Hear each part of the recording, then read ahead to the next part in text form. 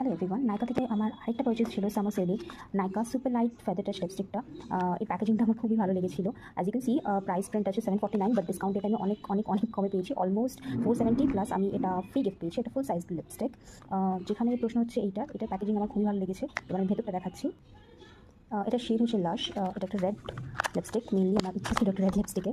So I think এর শেডগুলো আমার ভালো লেগেছিলো। বাই দ্য ওয়ে, এই বক্সের প্যাকেজিংটা বলি, এটা কমপ্লিটলি ম্যাগনেটিক, আরামসে বন্ধ হয়ে যায়। আর কালারটা best prettiest colour I have ever seen in my life. আচ্ছা, এখানে নাইকার অ্যাজ ইউজুয়াল লোগো অ্যান্ড এখানে সব ডিটেলসও দেওয়া রয়েছে।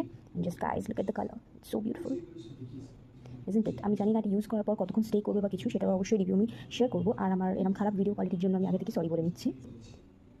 ওকে, তো সোয়াচ করার পরটা কিছুটা এরকম দেখাচ্ছে, এক্স্যাক্ট এই কালারটাই এসছে। আমি জানি না এটা স্টেইন পাওয়ার কতক্ষণ। লেটস টেস্ট কি এটা স্মাজ করে কি না। সো সরি, আমার হেল্প করার মতো কেউ নেই, সো আমার নিজেকে এটা করতে হলো। ভিডিওটাও আমি করছি আর এটাও।